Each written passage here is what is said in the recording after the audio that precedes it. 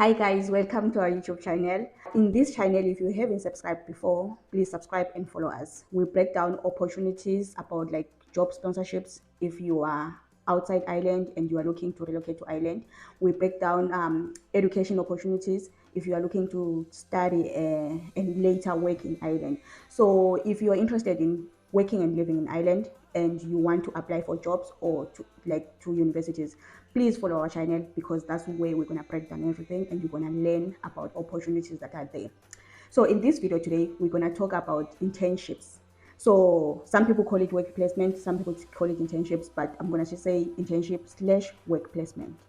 So I'm going to cover why do companies offer internships or work placement, and um, actually I was supposed to start with what is internship, then why do companies offer them, and who qualifies for these internships, and can international students or applicants apply for internships in Ireland. And also the last one is the myth that is there about Irish internships that I want to cover and bring that clarity or bring that understanding, because I feel like some people they don't understand it properly and there is this myth that comes with it. So I have to put it clear on this video.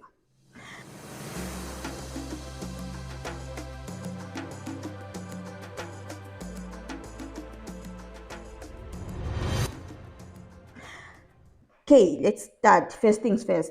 We said we're gonna explain what is internship or what is work placement.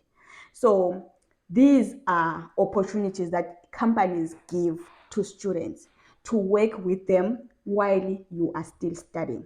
So you are given an opportunity to work with a company, whether part-time or during summer, or part-time when you are still studying. So that is like an internship or work placement. You are still studying and it's different. I made a video about apprenticeships before. This is different from an apprenticeship because apprenticeship, you are already employed by a company. But internship, you are not fully employed. You are given like a 4 month contract, a 6 month contract, or a 12 months or 1 year contract, depending on your availability since you are still studying. So this is on like a contract. If you finish that 4 months, you go and apply on another company, you do other things, you have your own freedom and other opportunities that you can follow. So that's the difference. Then second, why do companies actually go all out to offer these 4 months, 6 months, or part-time contracts to students that are studying?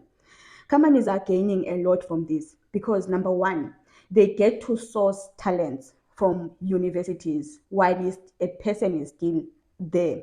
So this is an opportunity for a company to employ someone because university students might have the best talent ever.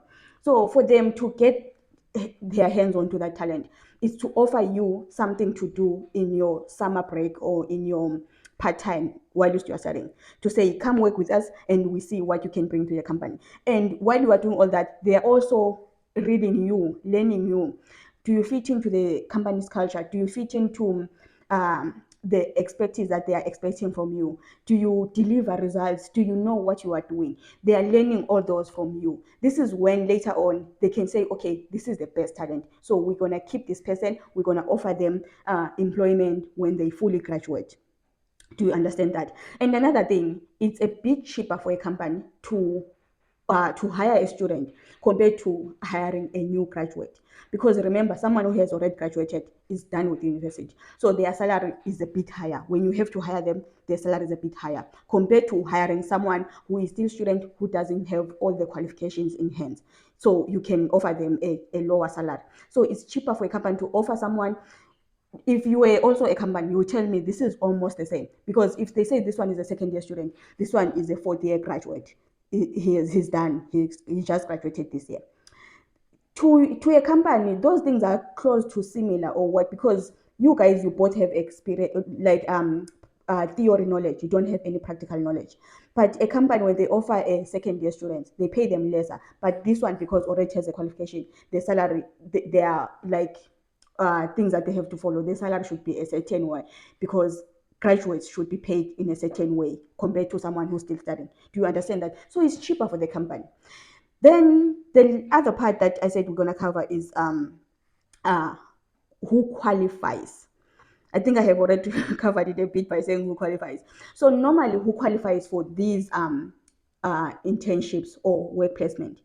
It's someone who is on their second year, and also someone who's doing a program that most of the programs in universities, they actually put a module of work placement, meaning you will never graduate until you do your work placement. So it becomes a must for you to do work placement. So you have to go all out there, find companies and get work placement. Other companies or other universities, they wouldn't want work placement as a module, but it's important for you as a student to go out there and put yourself out there to learn practical things, because what you learn in class theory, it sounds okay, it's good, but when you go to the site, things will be different. You will start, even what they were talking about in class, you start saying, okay, this is what they meant. Because sometimes in class you're like, I wonder how is that like. Do you understand that? But when you get to the site, you start seeing things. It's even easier to understand something that you have seen being done compared to when someone is just explaining to you without you saying that thing. So work placement normally it's offered to students that are in their second year and third year and fourth year, depending on how long is your program, because others it's just 3 year program. So from second year you can start applying. Others they are having like a 4 year program. So on your third year or fourth year you can still apply. Some companies they can take a new graduate on an internship position, because you are a new graduate, you can apply for graduate positions, but you are deciding to apply for an intern. It's your own reasons why you are doing all that. Maybe you still want to go back to school and do other things and study something else.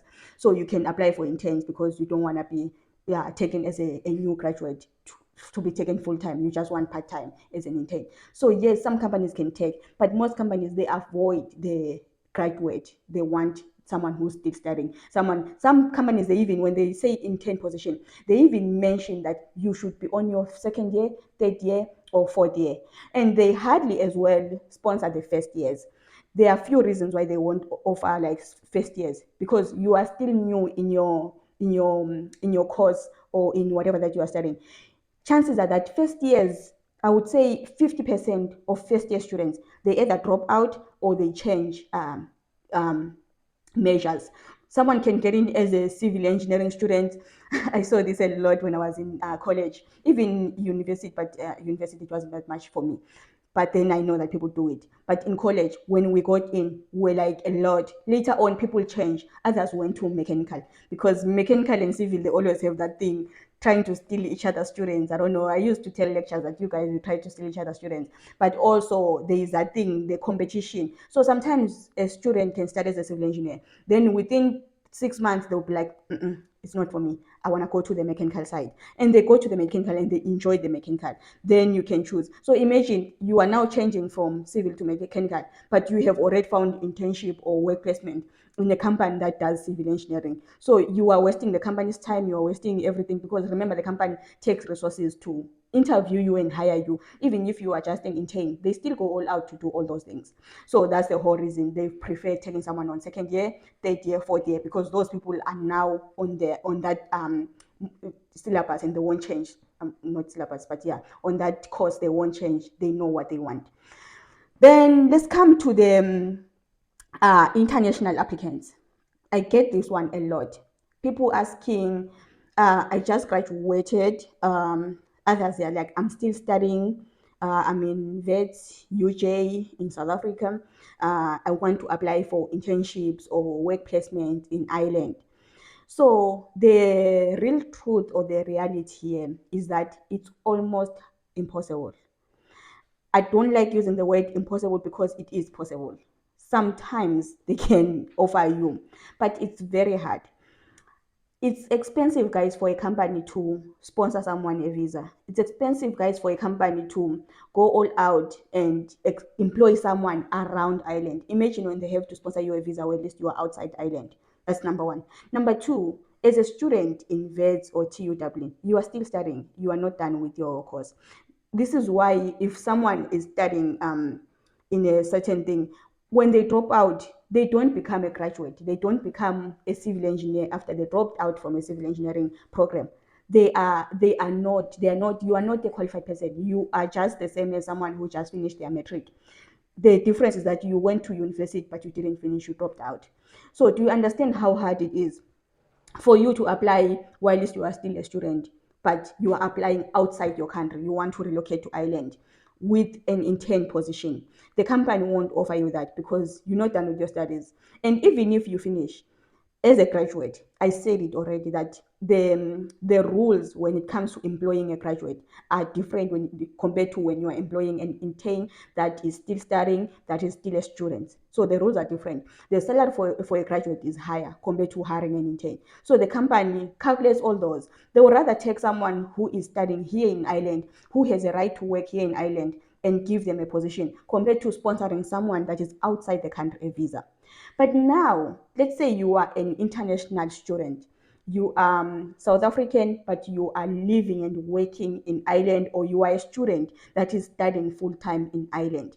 Yes, companies they can offer you internships and placement because when you are a student in, let's say, TU Dublin, I'm going to use that example because that's where I study. If you are a student there, your visa allows you to work and study. You can even work weekends, you can work part-time while you are studying. This is when you can even go to a civil engineering company and say, look, I'm studying civil engineering in this university and I want to find part-time work or placement or something. They can make a plan for you depending on your schedule, how you can manage all those things. I have heard people that are doing it, that they are working already in a company and they are studying and they are working in that company towards finishing, like they're working in a civil engineering company while they are studying civil engineering, but they are not civil engineers yet because they haven't graduated, but they are working towards that. So that one is very possible, but your rights to work in Ireland should be there already for the company to take you. When you are outside, when you are already in South Africa, Nigeria, or Ghana, you cannot use the intern to relocate to Ireland. So if you have been trying to relocate to Ireland with the intern opportunities, with work placement opportunities, just try to change the route that you are trying to use because it won't work that easy. It won't be that simple. I heard some people saying, oh, it can be done, it can be what. So I'm gonna cover on the last spot on how can that be done on certain circumstances, not all the time, but sometimes it can be done. And when that can be done, this is the only point that you can look for, and this is the only option that it can be done on. But otherwise, applying straight to the company, it won't work because it's a lot, it's expensive. The company won't take a chance to hire you on that. Then, did I cover everything? Yes. Now, let's come to the common myth that causes people to believe that they can get it. So, there was a time last year, was it last year? I think it was last year. The Solas in Ireland. Solas is like a training program in Ireland, it's training body in Ireland. Yeah, it's like a training body. Okay. So for you to work in construction, you must have a safe pass. I once mentioned that on one of the videos.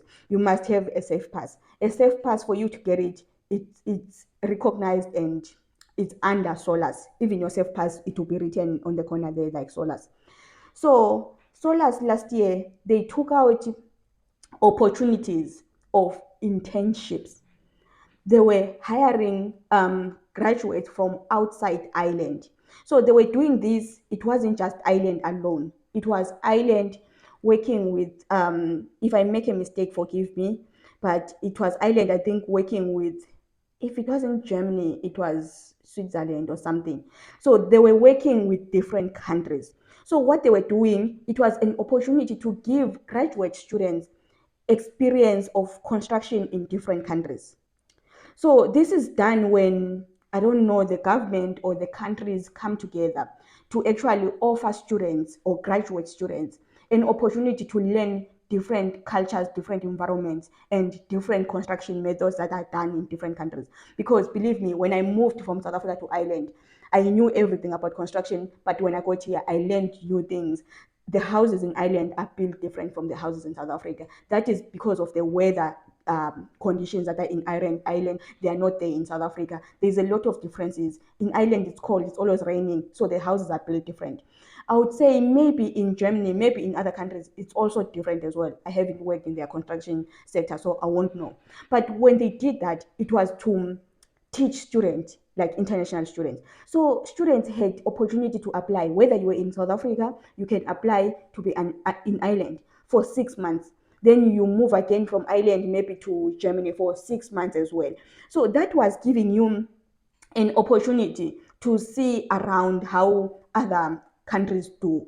So these are the circumstances where you can get an internship. So this is where the myth comes from, because when someone sees one person doing something, they spread the word and everyone thinks, oh, I can apply for internships in Ireland, I can apply for internships in other countries, while this time in South Africa.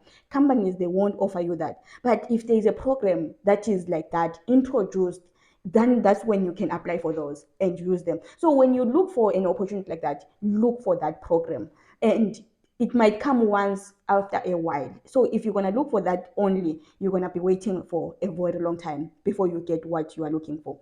So what I always advise people, join the professional bodies in your country as soon as you graduate. Some professional bodies, they take recent graduate as a graduate. You can join engineers in South Africa as a graduate. Just do a research on that and go up to them and ask them, how can you join them? How can you work? Because those bodies, guys, they work with you. When you are serious, you go to them saying, I want to join. They will advise you and tell you what to do so that you join. Join professional bodies, and also gain experience. If it means I was once in that situation, I volunteered. I used to wake up every day in the morning, going to work for free, not getting any money from it. But I was volunteering. You know why? I wanted to gain experience, because these days, everywhere you go, they will say we need someone with experience. But where do you get experience? There was once a trend that was going all around on LinkedIn. They say every company is looking for someone with experience. But where do we get experience without anyone giving us experience? Because every company wants someone with experience. You get experience by you going all out and selling yourself, trying by all means. I got experience by working for free. And I ended up where I am today because I kept on pushing myself and working for free and gaining experience. Today, I know a lot of things through working for free. Because some companies, they can say, no, we can't take you in. But after going back twice, second time, third time, they end up saying, you know what? Just come, just come and do the work, because they are tired of you following up and you want to help them for free. Then after that, they see, oh, you actually have a talent, you know what you're doing. Then they let you work. Then from there, guys, experience, joining professional bodies, and keeping on applying on like a straight route, you're gonna get work. On the next video, I'm going to cover companies that you can try to work with or volunteer with, or try to keep a relationship with them that are international. Because once you work with those companies, it's going to be easy for you to get jobs in other places. I'm going to cover that video on our next video, and I'm going to explain how you can use that opportunity and how you can go around. I'm going to cover on construction and on healthcare workers, because healthcare workers can also use that opportunity.